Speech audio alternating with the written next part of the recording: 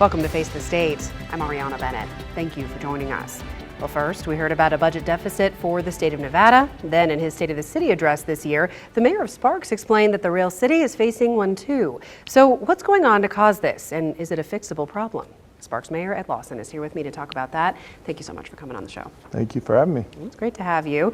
All right, you said in your State of the City last year ended with a $4.1 million deficit. Now this next year projected for $6.7 million deficit.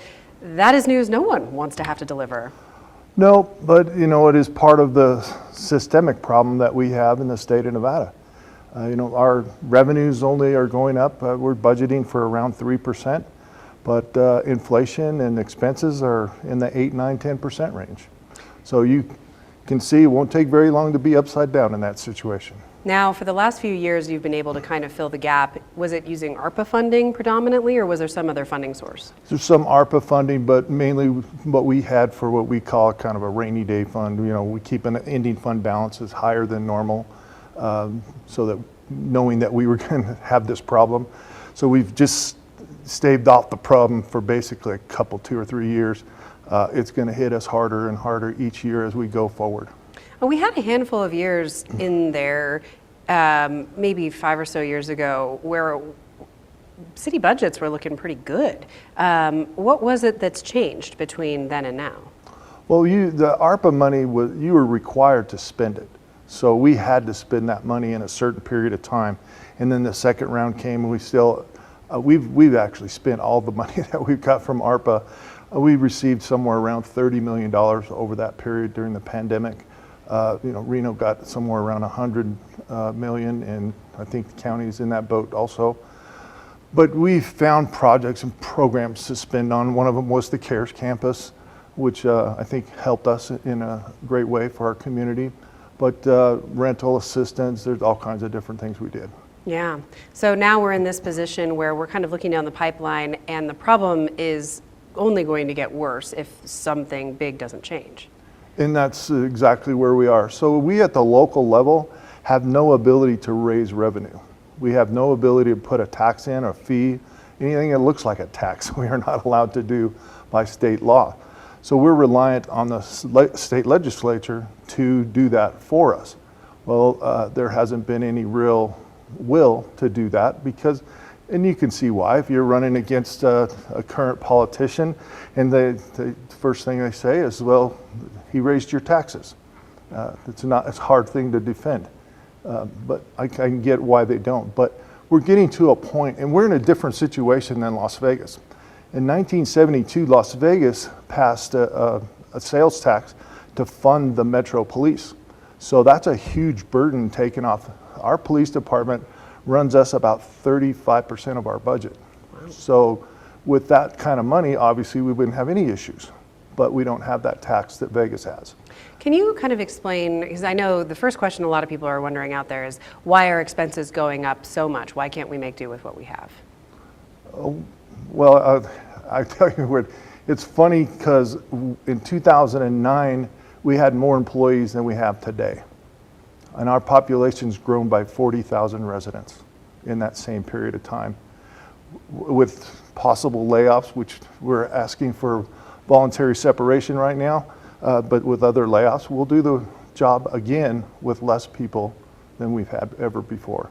So it's going to be a tightening of the belt, and we're going to have to evaluate everything in the way we do business. One of the things we did implemented, I've been on the council since 2010, was looking to technology to take the place of humans. Because even though you pay a fee for the technology, you don't have to pay a retirement for technology. So those kind of things we look at daily. Yeah, no, I'm sure.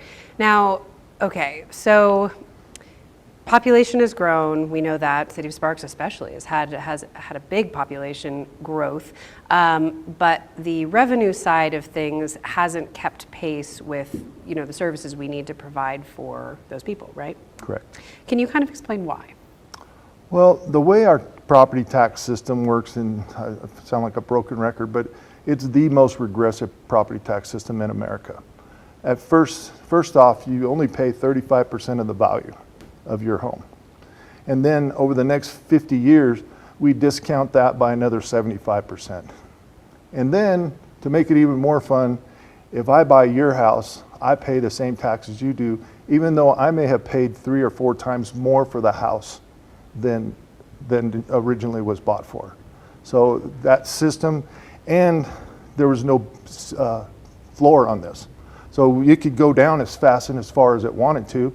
An example of my house I bought for $125,000 was worth somewhere around $90,000 at the height of the recession, and now is somewhere around $550,000. But my neighbor who moved here paid $450,000, pays the exact same amount of taxes I pay. And he's raising a family and using the streets, and so I'm at the end where my family's raised, but his taxes are the same as mine.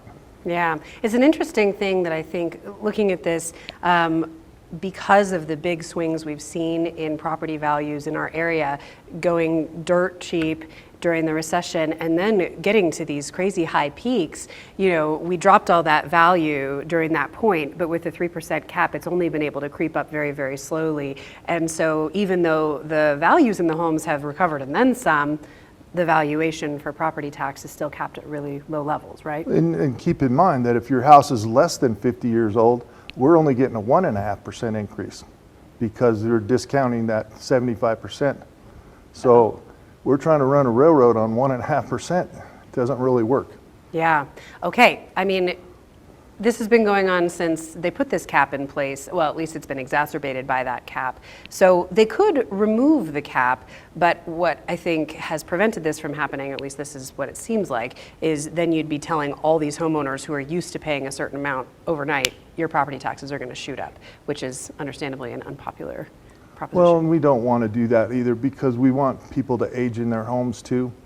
We don't want to kick grandma out because she can't afford the tax bill. Right.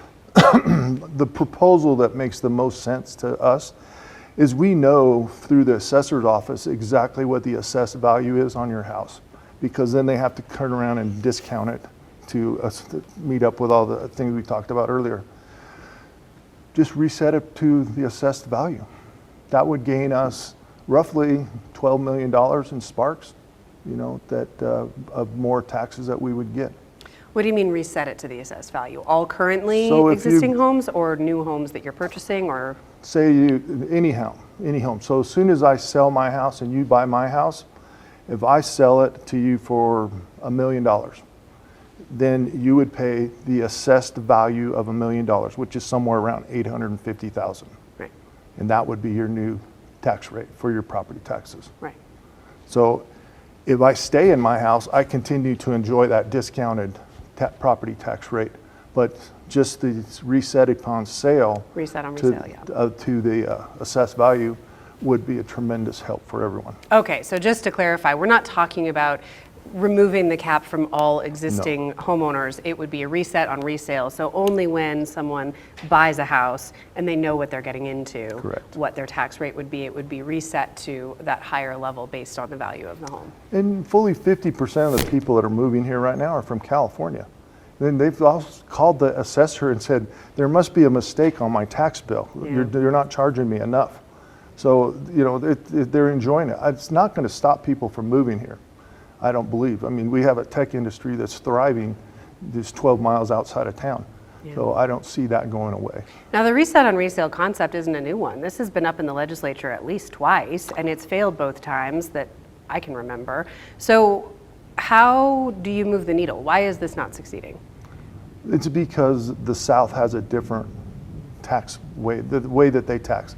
Just the fact that the Metro PD is funded by a sales tax takes a tremendous burden off of all the cities down there. If they have a police department, yes, they pay for a police department, but you don't have to have one because it's provided for in the sales tax. We don't have that same option up here. So then, do you think this property tax change would be a more functional one than doing a similar dedicated sales tax increase?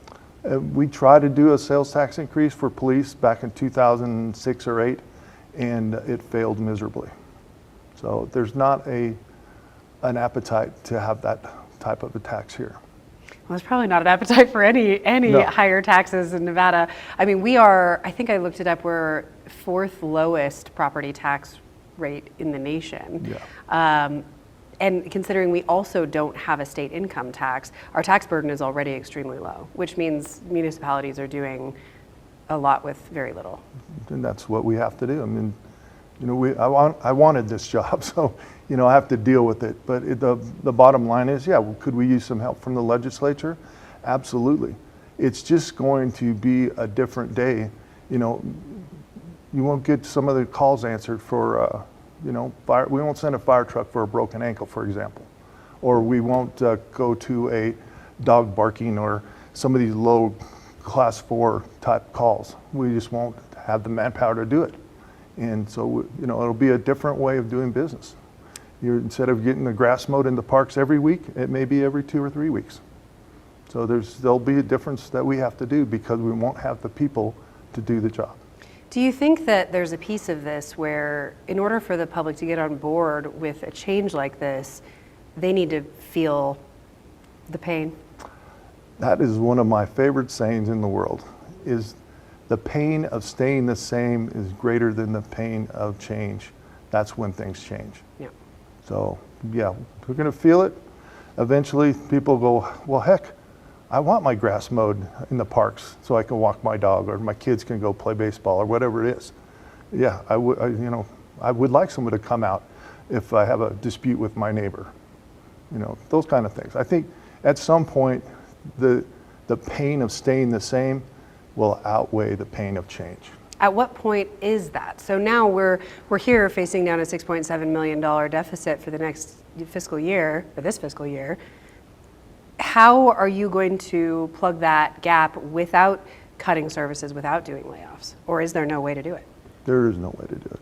I mean, I got to be a realist. We have to look at what we can live with and what we can't live without. We're prioritizing the services at this point. So the time is now. The legislative session happening now. What are you doing to try to fix this? There is a bill being carried by Assemblywoman Natha Anderson to reset upon sale. Again, Julia Ratty carried it before. I forgot the number, it's SJR, it's an SJR number. But that is going to have a testimony here in the next 3 weeks. We'll be down there in favor of that for sure.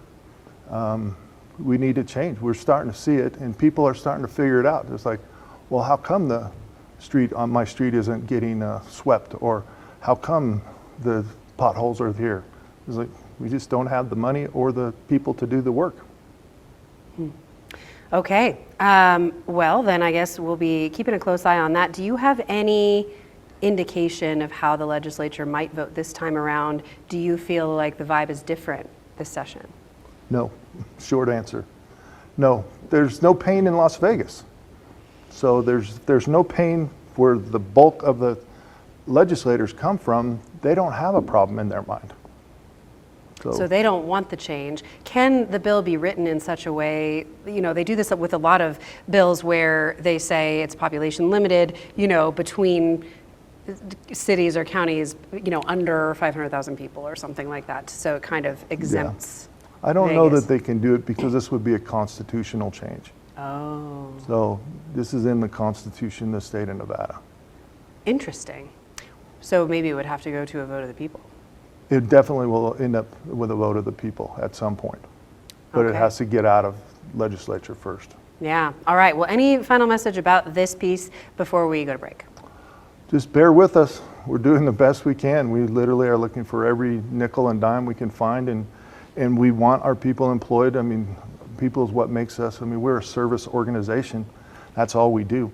And losing people is not a fun thing, and it's definitely not the way we want to run the city. Okay, Mayor, thank you so much for your time. Sit tight, because coming up, I will be back with the mayor to talk about some of the other initiatives in the Rail City. Stay with us.